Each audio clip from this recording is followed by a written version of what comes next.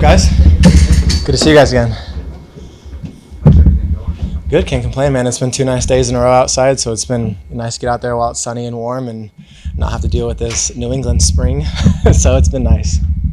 How would you describe this voluntary offseason program and what you guys are accomplishing out there? Yeah, I mean, I think it's just setting our goals and what we want for this next upcoming season, and then just holding each other to that standard every day.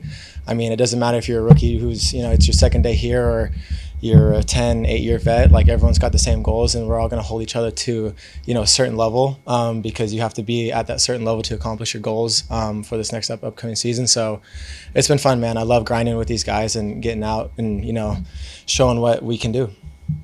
Matthew retired, still around, but maybe not the practice with you guys. What changes for you? And is there any more pressure on you this year? Yeah, I mean, I hold myself to a super high standard to begin with, so I don't think anything changes in that aspect. But, being one of those guys that has a lot of game experience, especially when you talk about special teams and that core group, I think, trying to take more of a leadership role when, Matt was the guy for the past 2 seasons I was here. So just taking that leadership role on and, like I said, holding those guys to a certain standard, and any little bit of information I have, like a tip or anything, I'm trying to help these young guys, bring them along with us, because the faster they get acclimated to the game and the more they know, then that's better for the whole team in general. So it's been fun kind of taking on that new role. Yeah, I mean, I didn't really know what his plan was, because I know he's got wife and kids and all that stuff going on at home. So I think the first day back in here, Aaron was like, Matt's going to be in the building, and I just remember having a big smile on my face, just getting to know he's still around in the building, and I still get to be with him and still get to bounce ideas and questions off of him. I mean, I can't speak enough about Matthew, and it's just awesome having him around still. What was your reaction to the new kickoff rule changes? Yeah, so my brother played in the XFL. Well, what was the XFL last year, and he said that it was the same rules for them. So he said it was a little bit of a change, and we're still getting to know all the rules and seeing how it's going to look for us, because everybody's in the same boat, at least at this level, where this is the first time for everybody. So we're all just trying to figure it out and make sure we're coming up with like the best schemes to get guys free, and just see how it looks on paper first before we kind of go further. Brenden, not only Matthew's retirement, but Cody's retirement, and Chris is no longer with the team. You're talking about leadership of the core guys. How much have things changed for you in just a year, going from season 2 to 3 now, with your role when it comes to leadership, even might be much younger for special teams this year? Yeah, I mean, it's just leaning on those guys still. I mean, I still have Cody's number. I mean, in the offseason, we tried to link up a couple times while I was back in Texas. So leaning on those guys heavy still, because I don't know everything, and I'll be the first one to say that. And those guys, between the two of them, have 20+ years experience in this league. So bouncing the ideas off of them, staying true to who I am. And I'm not like a big rah-rah guy. I'm going to go out there and I'm going to work my tail off, and I'm going to lead through example. So just doing that and showing up every day, not only for myself, but for these guys, to set an example, especially to the young guys, this is how things are supposed to be done. I got to work with guys who are super successful at what they do for 10+ years. So just showing those young guys, what the standard's going to be, just because I got to learn underneath those guys. And they set the bar super high, and I'm still trying to chase that bar. I know that Matthew has a different role in the team now, but is he still able to help out on special teams in practice?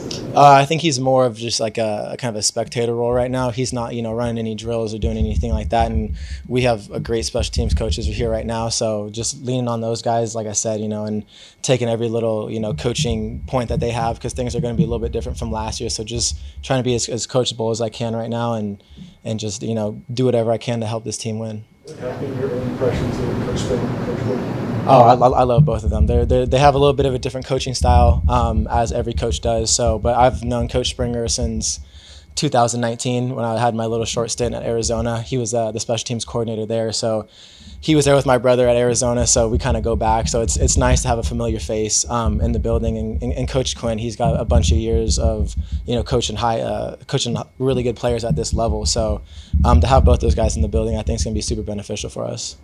How would you describe Coach Springer's coaching style? I mean, he's got high energy. Whatever day it is, he comes in the building every day, and it's going to be the same thing. And that's all you can ask for as a player to a coach is be consistent, have high energy, coach us as hard as you can. But he's awesome. I think it's great energy for the building.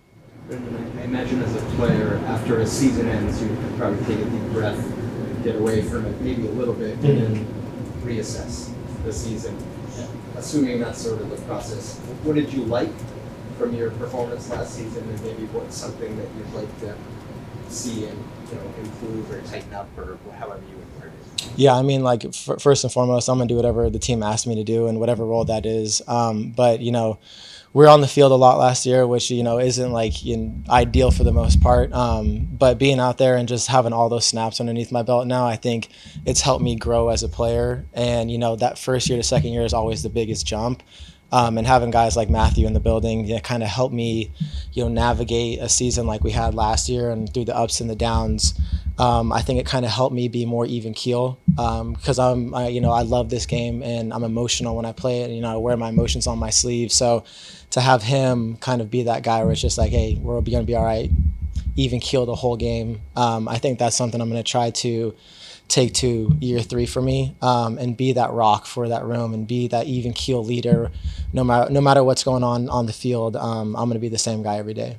What was your reaction when you found out you're on the NFL and PA All-Pros?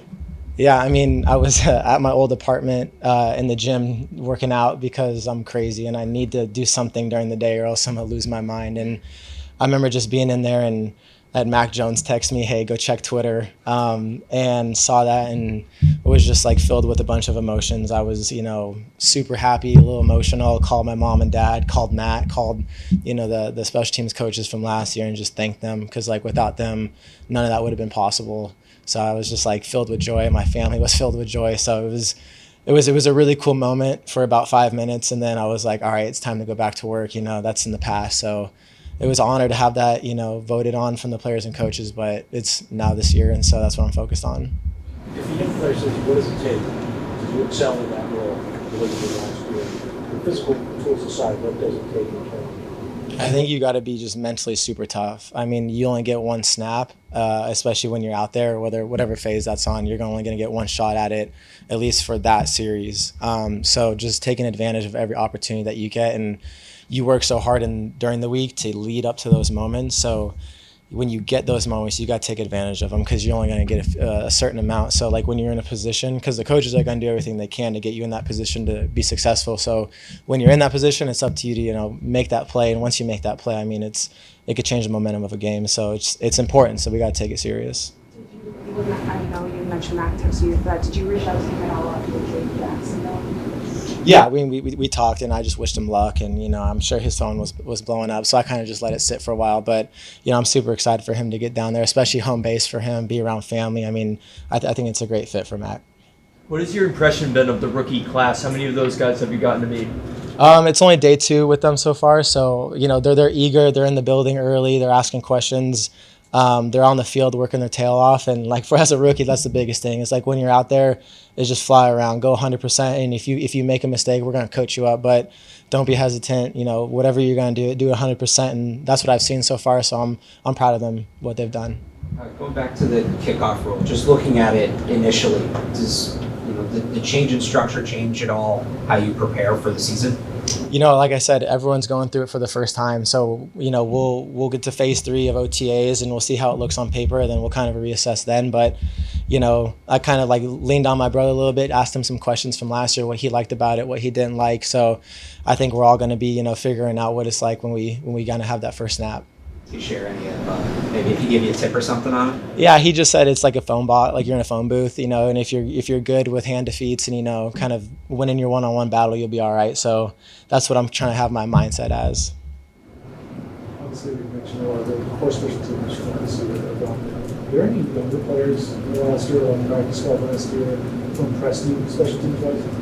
I mean, you have guys that have been in the building like Josh Bledsoe, Christian Ellis. Those guys. They're really good players. And you have like the older guys like Pep and Bent and Jelani and those guys. Those guys are always going to be solid in there. So just leaning on those guys to help kind of bring the young guys with us. But we'll see what happens. I mean, I'm excited to see what these rookies and these guys that we're bringing in are capable of, and whatever they can do to help this team. I hope that's their mindset and their goal.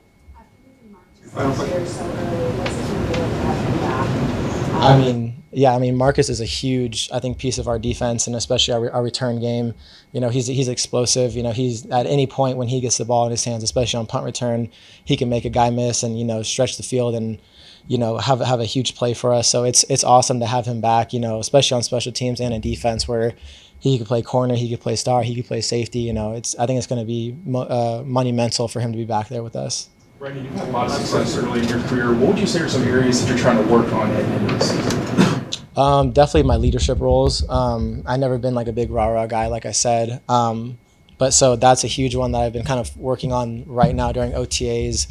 But when we get on the field, it's just fine-tuning every little aspect of my game. I know I'm not perfect in you know, any facet of the game. So taking these little coaching bits that, you know, Coach Quinn and Coach Springer are giving me. So it's just being a sponge, just trying to soak up everything that I can right now, and, you know, just be the best player I can be.